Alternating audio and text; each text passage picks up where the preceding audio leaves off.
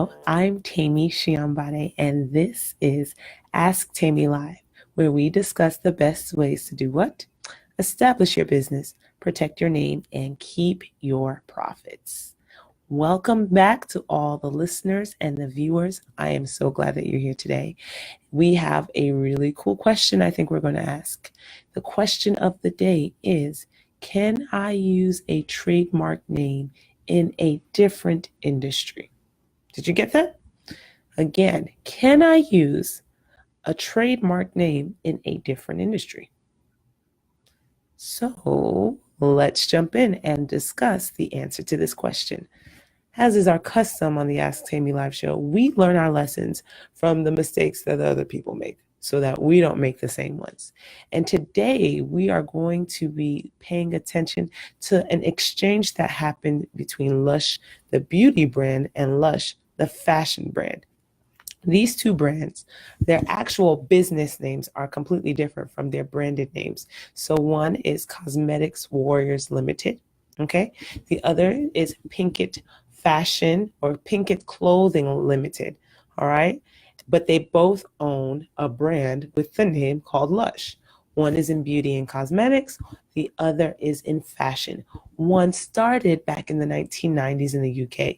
That would be the beauty brand, the cosmetic brand. So if you go to the mall, there's a store that has like all these soaps and perfumes and lotions that feel really good on your hands and on your skin. That's the Cosmetic Warriors Limited company. If you go to Nordstrom and you see a really cute shirt and it says Lush across it and the tag says Lush, that's the Pinkett Clothing Limited company, okay? So two different brands. Anyways, one started back in the 1990s in the UK. That's the beauty one. And so they start in the UK in the 1990s. They eventually expand. They move to Canada in the early 2000s, I believe, or no, late 90s, so 1996. And then in 2002 or 2003, they start in the US. All right, that's their progress. That's how they grow. So 2002 or between 2002 2003, they start here in the US. From the beginning till that time, they're not selling any clothing. Their focus is cosmetics. Their focus is beauty, bath, soaps, lotion. That's what they do. When it comes to clothing and fashion and apparel, the most that you see from them is that their employees have aprons that say Lush on them. That's the most that you have. So now in 2003, 2004, a new brand starts in the US, right, under Pinkett clothing line. And they decided, what's going to be a really good name for our company? Let's work with Lush, because Lush usually brings visions or images of beauty. So let's go with that. They start doing their research. And they're like, wait, there's another company that goes with Lush. They have www.lush.com. What are we going to do?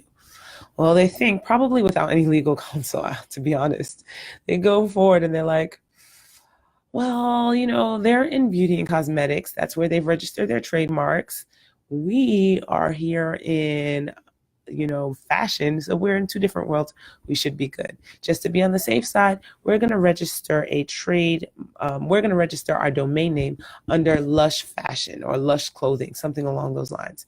And we'll leave lush.com to do their own. We're not bothering them. We're not trying to get into beauty and cosmetics. We should be good. So they do that. At this point, again, the other Lush is not exploring apparel. They start to sell a little bit, some pieces of clothing, but it looks as though most of that clothing is to their employees. Like they never even break 1,000 between 2004 and 2013 in terms of selling apparel. While that's happening though, Lush Fashion is expanding. They're in Nordstrom, they're in TJ Maxx, and people are loving their brand with regards to clothing, and they're growing and they're thriving. They eventually decide, let's register a trademark for the clothing, in the clothing class here in the US. So they do that. They get no opposition. It's successful, right? And then they're like, hey, we're expanding. Let's check out what's going on in Canada.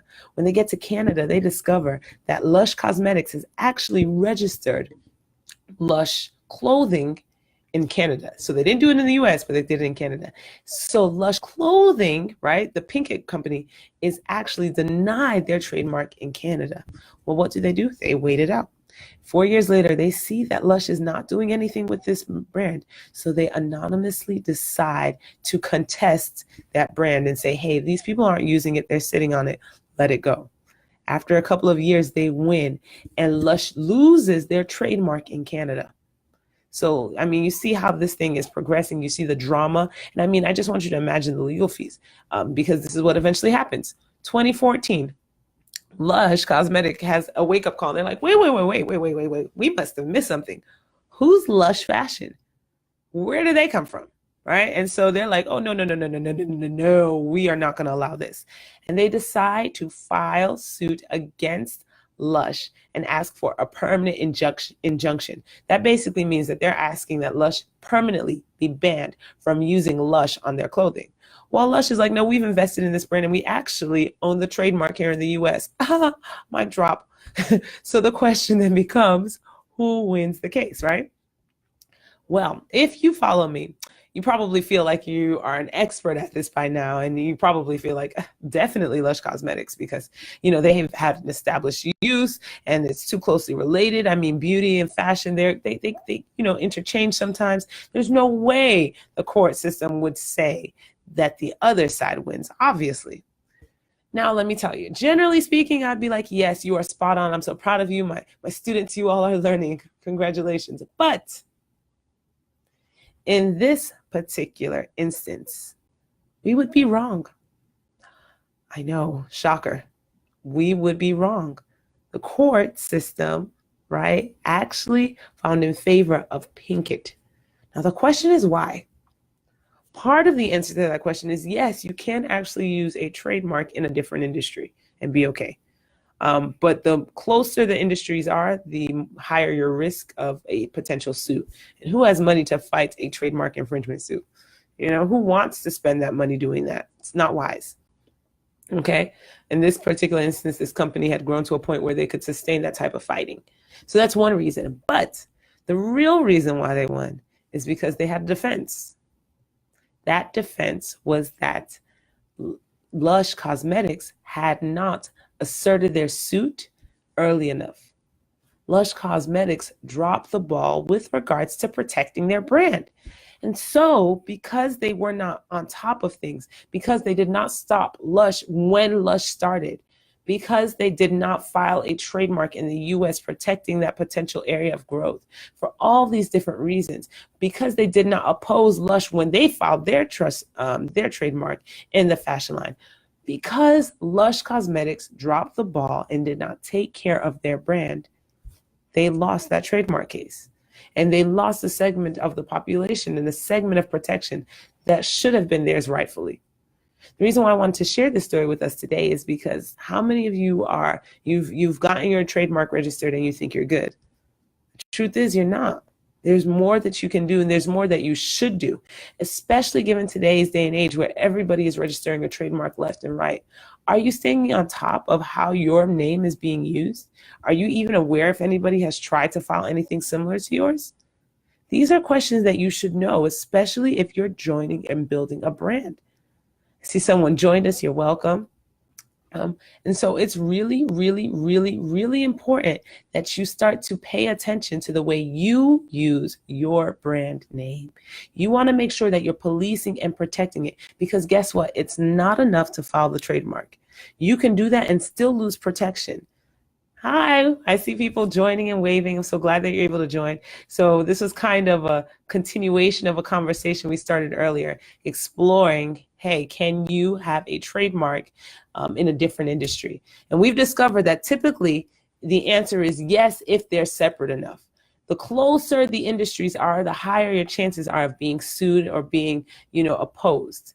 Now, there are some limited defenses, and we shared that a little bit. So if you're curious to know how that works out, re-watch the replay of this video and you'll hear who won this unique case between Lush and Lush. Now, I don't know if y'all are people who like the Lush brand, the lotions and the bathing soaps and all of that stuff, but they're involved in today's story. So definitely check it out.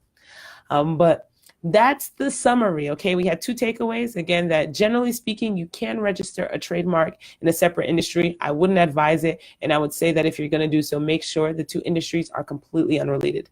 The second thing is that you need to know that it's not enough to register your trademark. You need to be protecting it, policing it, taking those steps.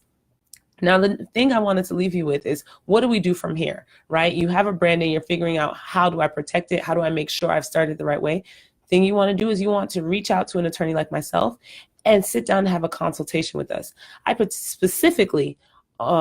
I specifically offer trademark and brand audits, where we go through and we look at your brand and we look at your trademark and we look at your portfolio and we see where you're at risk. We see where you have opportunities to gain protection. We see where you have opportunities to file trademarks. And then we also look at where you may have opportunities to monetize your brand, where you could be looking at licensing opportunities. So we do a complete trademark audit and brand audit to see what you can do and develop a plan to help you, really establish your brand and your name. All right, so make sure you check that out. You can schedule a consultation with me by visiting my website, www.toslegal.com/contact, and you can see that there and schedule it at your own convenience. Additionally, I have 2 events coming up next week. One with the Tuesdays Together group. It's going to be great. It's a live event here in Houston. That's going to be next Tuesday. You don't want to miss it. It'll be on my social media, so definitely check it out. The second one is on Thursday, and this is with the Young Entrepreneurs of Nigeria, USA branch. I'm Nigerian, if you didn't know. That's why my name is so unique, Temi Siyanbade. And so I'm really excited to be sitting down with that entrepreneurial group. So there will be information about that, and that's going to be a webinar. So you need to register, but we'll be talking about things like trademarks and copyrights in both conversations. So I really hope to see you at one of those. I hope today has been useful. If you ever have any questions, again, feel free to reach out to me via Facebook by following me if you're here, which is awesome, but also on Instagram at TOS Legal. You can also get some unique videos that I don't do here on Facebook on my YouTube page. So go over there and subscribe there and get some things that we don't always talk about here. And again, just drop a line and ask any questions that you have, and hopefully you'll see your question answered on Ask Temi Live. That is all I have for you today. My name again is Temi Siyanbade. This is where we discuss the best ways to establish your business, protect your name, and keep your profits. I cannot wait to speak to you again. Have an amazing rest of the day. Houston, stay dry. Houston strong. Love y'all.